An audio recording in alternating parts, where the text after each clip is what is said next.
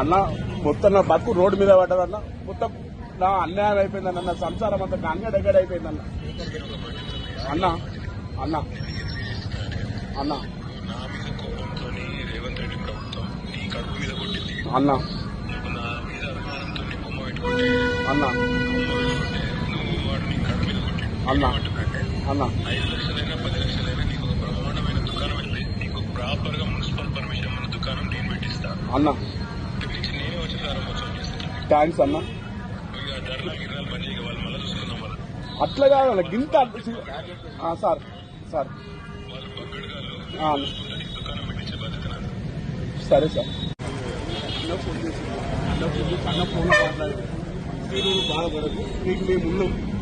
ఈ ఓటర్లు మళ్ళీ ఎప్పలేక చాలు చేపిస్తా. నీకు కలెక్టర్ తోటి మున్సిపల్ తోటి నీకు ఏ సంబంధం లేదు. 5 లక్షలు కానీ 10 లక్షలు కానీ నేనే భరించుకుంటా.